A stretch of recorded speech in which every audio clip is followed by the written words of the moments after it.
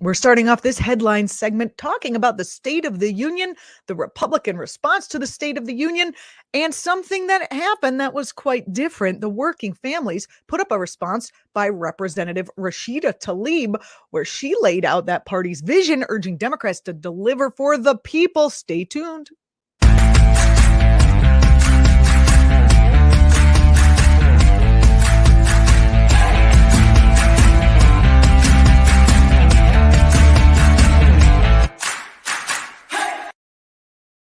Well, this was the first State of the Union I was able to sit through in the last 4 years. Yeah, I have to say, President Biden is easy to watch.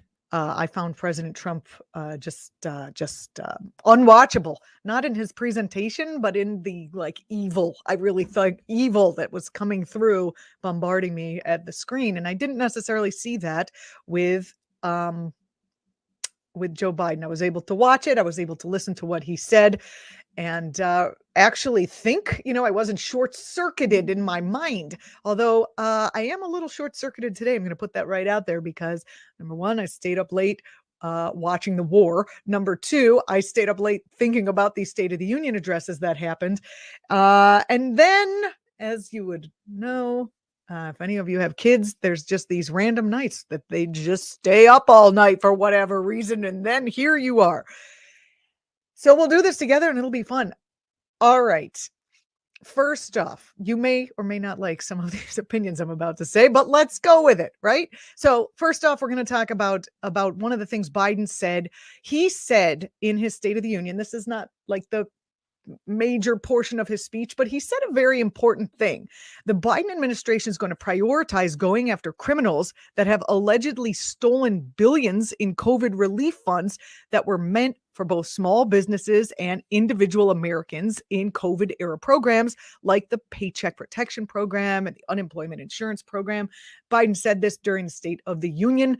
His actual quote is, in my administration, the watchdogs have been welcomed back, which is nice. I like that.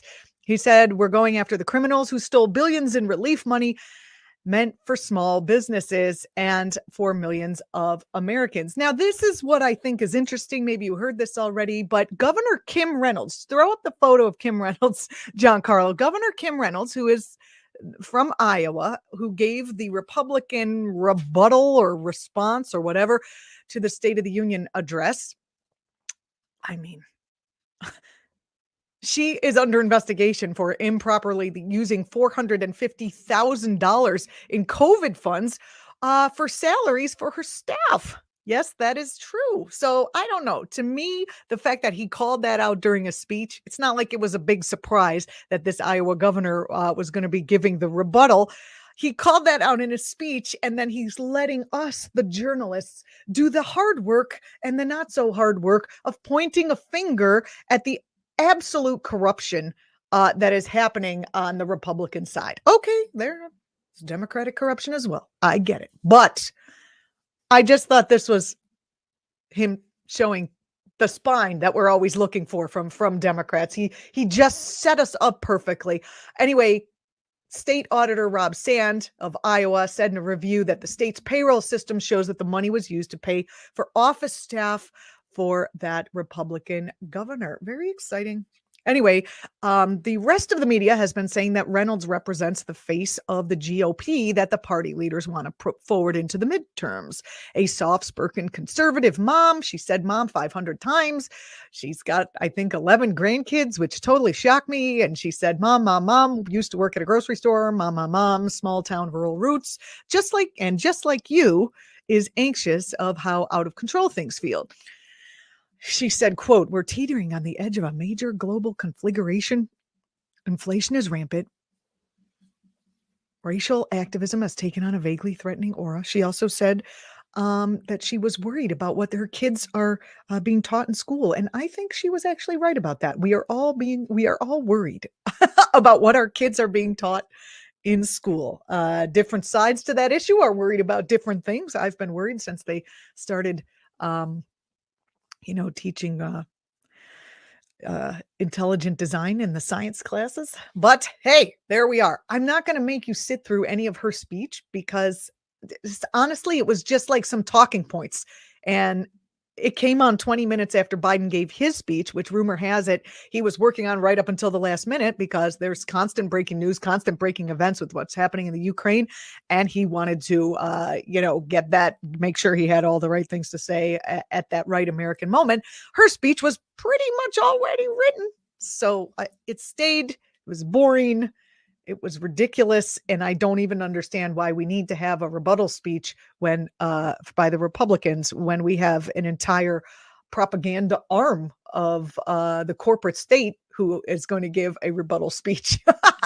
Anyway, the State of the Union. So this is a cool thing that was happening.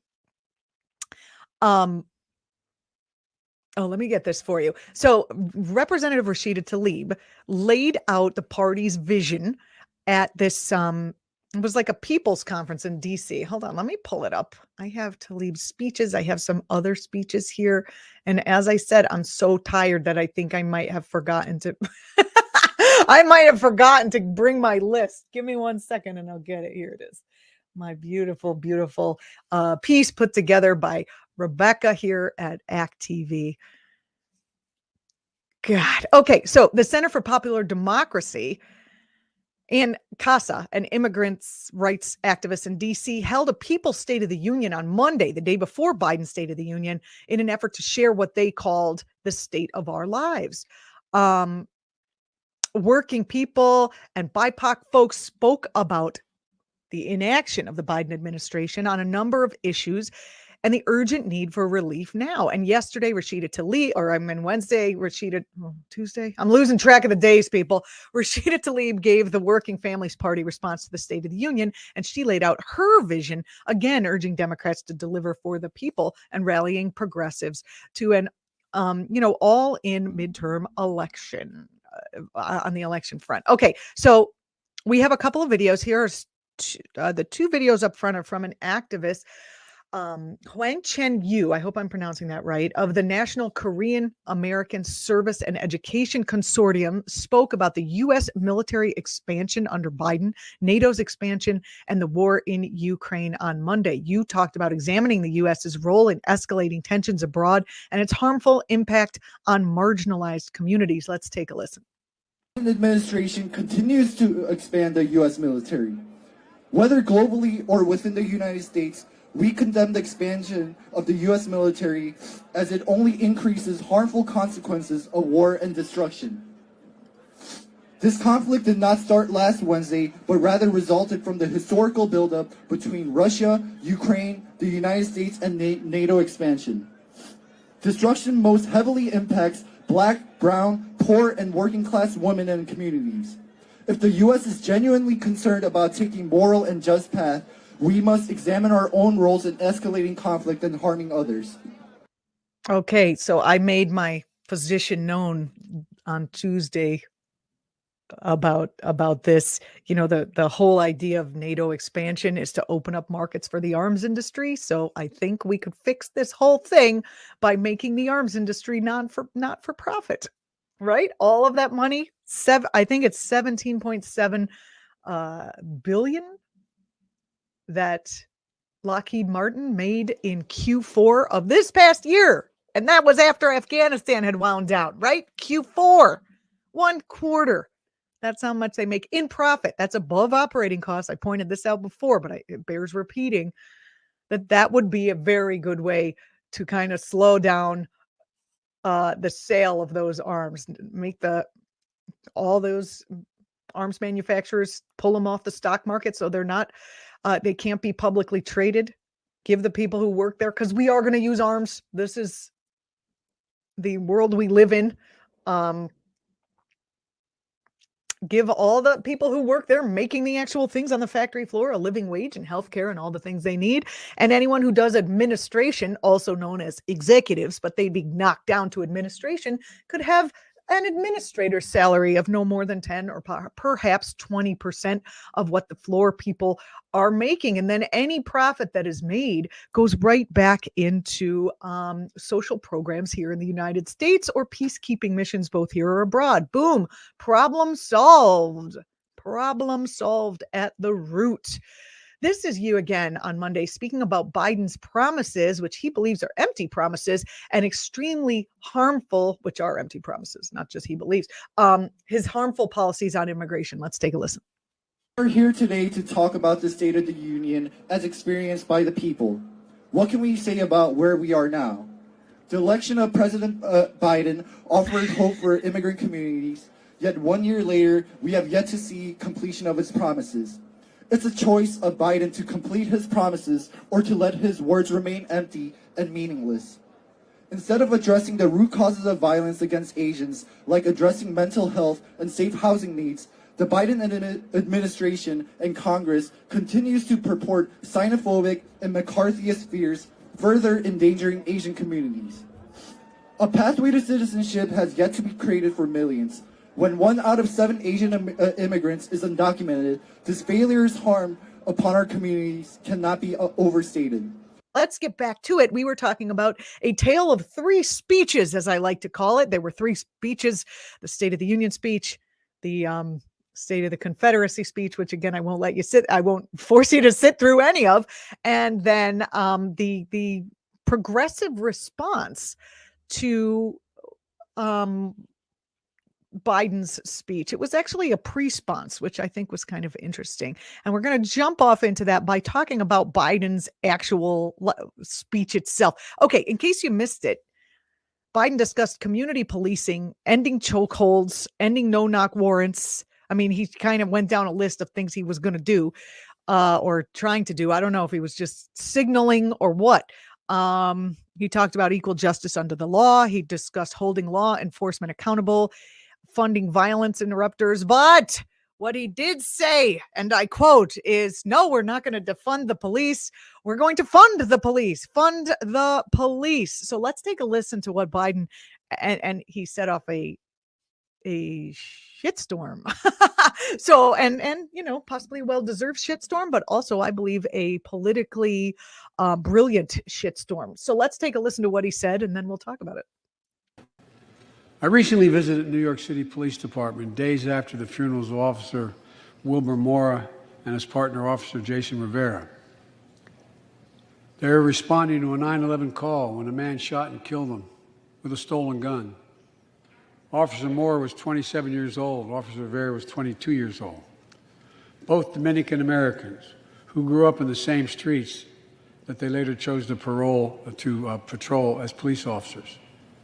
I spoke with their families, and I told them that we were forever in debt for their sacrifices and will carry on their mission to restore the trust and safety of every community deserves. Like some of you that have been around for a while, I've worked with you on these issues for a long time. I know what works: investigating crime prevention and community policing, cops who walk the beat, who know the neighborhood, and who can restore trust and safety. Let's not abandon our streets or choose between safety and equal justice. Let's come together and protect our communities, restore trust, and hold law enforcement accountable. That's why the Justice Department has required body cameras, banned chokeholds, and restricted no-knock warrants for its officers. That's why the American Rescue Plan that you all provided $350 billion that cities, states, and counties can use to hire more police, invest in more proven strategies.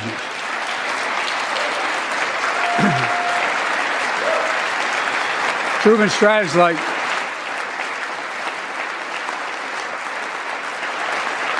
strategies like community violence interruption, trusted messengers, breaking the cycle of violence and trauma, and giving young people some hope. We should all agree the answer is not to defund the police, it's to fund the police. Fund them. Fund them.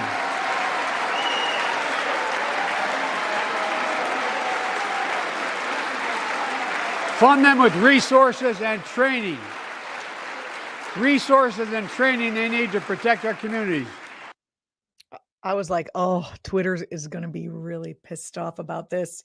And it was, because Twitter requires you to be very brief, and, the only thing that got picked up on, as far as I could see, was, the fund the police, and then it was a fight between fund the police and defund the police. But I think what he did was politically brilliant, because Fox News is painting him as a first. He went through and he said a whole bunch of the things that I named earlier about that people want, that people who are fighting against police brutality and injustice on that front actually want, right? He named a whole bunch of those things. And then he said, fund the police. And you can't take back those three words. And Fox News, has been smearing him with this defund the police as if it's a smear. Brand. And I think he was basically just fighting back against that. He also mentioned the American Rescue Plan, that it's going to invest more in the police, that he wants the police on his MF side. That's what he wants. That he wants the police on his side.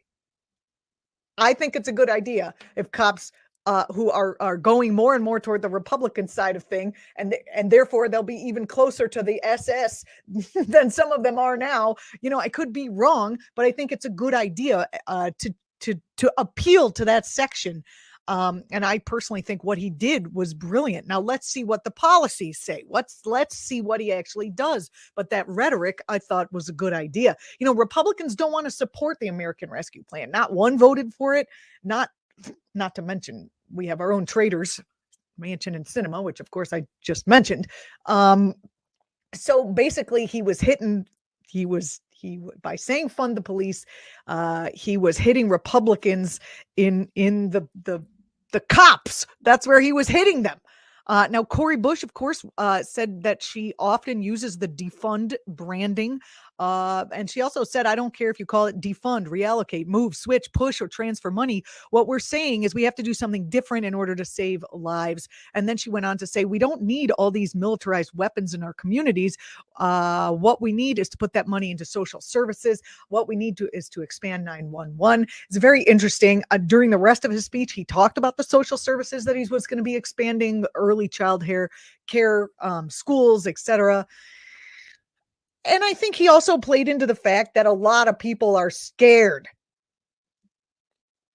And when people get scared, they want this idea of order. But I think he was trying to get this idea that his whole speech was about supporting working people. Now, that said, we're going to hear what other folks are saying about how he could, with a stroke of a pen, just support working people by getting rid of our student loans and a whole bunch of other things. We're going to talk about that in a brief minute. But a lot of what he said was about supporting working people. And I think this whole fund the police business was about bringing the police back into the working people, having police and working people be one people again, under possibly the banner of Democrats. I don't know. Maybe we'll have to see.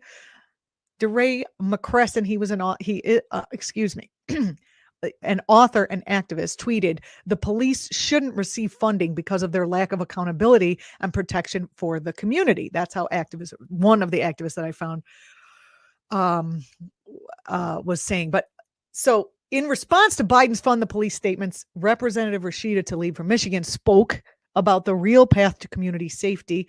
And she spoke of it in a way that I think is just so beautiful, just such if we were able to speak about in this way about care, a care community, and have that person be a leader, I think if we're on our way to being able to talk about the care community, I think Biden is a good bridge to that, actually, because we went from Trump the autocrat to a soft older gentleman in his presentation, getting people ready for maybe someone like Tlaib or someone else who might be able to speak in a soft way about having a more beautiful care-based economy. That would be awesome. Anyway, here's her response. Nothing is more important than keeping the people we love free from harm. We all deserve to be safe in our neighborhoods. The path to community safety is investing in what people need to thrive, like access to jobs, quality education, and real opportunities. We can't police away homelessness, poverty, or mental health crisis in our country. Care, not more criminalization, is how we ensure lasting safety for all. And we should end the war on drugs, fund legal defense, and enact criminal justice reforms like ending qualified immunity that would transform our discriminatory legal system. Beautiful. Yes? Representative Tlaib spoke about the various executive orders that President Biden can take to deliver for the people as well. Here she is. Biden can use his executive power now to take action, to deliver for the people. He can cancel federal student loan debt, which would be a lifeline for millions of Americans and a transformative economic stimulus. And he can ban federal fossil fuel leasing, drilling, direct federal agencies to reject permits for new fossil fuel projects, and regulate carbon emissions. He can fix our labor rules right now to allow more workers to access overtime pay. And he can change how we calculate the poverty line so that more Americans become eligible for life-saving federal benefits. And he can take action to break up pharmaceutical monopolies that make life-saving medicines affordable. I mean, right? Are we snapping in the background? I think we are. That was beautiful. So here's the thing that I see, though. I saw 3 speeches. Stick with me on this if you can. I know I might be all over the place today because of lack of sleep and concern about thermonuclear destruction and really being torn apart by what is happening in other countries to people, as we all are. 3 speeches, 3 different speeches, 3 different people. It just really seems like we're going to have to somehow come together. And I don't really know how that's going to be. How is that going to happen? Because polarity leaves the space for fascism to march straight through. I mean, so when I went on Twitter, and I'm going rogue off the script here. I went on Twitter and right after State of the Union, and I was watching what my friends say and what other people say, etc. And it was like people, I mean, Biden said things like, I'm getting rid of no-knock warrants, and people just tossed that aside and said, he said fund the police. And they had like a rhetorical argument. Maybe that's what Twitter's for. They had a rhetorical argument. And it reminded me, and then on the other side, there was no like, oh, well, actually, let's have a measured response. You know, people are out of the freaking minds on both sides, probably because what we're facing is so terrifying and everyone is coming from their limbic system now and not able to come from the brain part where you can make logic and higher level functioning thoughts happening. Anyway, it reminded me of something that was said by someone that I had the grace of connecting with. He was 19 years old when he was one of the first people to liberate the camp at Dachau, the concentration camp there. And he was a cheery fellow. And he wasn't giving a speech. It was just, I was in a private setting and people were asking him, how does, after seeing so much atrocity, after living through so much atrocity, how is he able to keep his sense of joy, his sense of life? How does he see this? How does he deal with atrocity on the daily basis? And he said he forces himself to appreciate one thing on every horrendous ghoul. And then he shouted, I like that button, in a tone that suggested he was just about to follow that sentiment up with, you son of a bitch.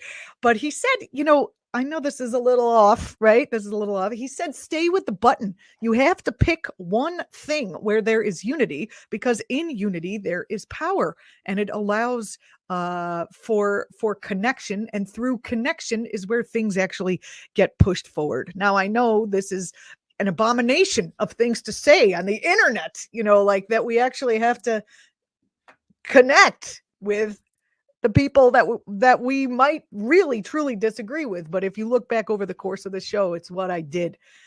The Republican lady, this one here, Kim Reynolds from Iowa. Yes, I am also concerned about what the kids are being taught at school.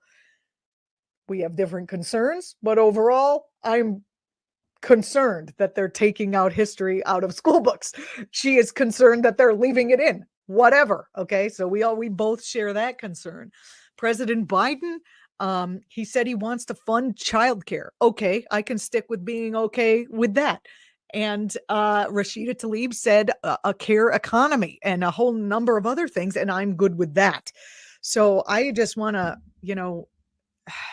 encourage everyone to put the goddamn batons down and pick up a weapon that actually might work, a place of strength that you can actually start from, that we can all start from. Remember the button. Thanks for watching. I'm Julianna Forlano. See you next time.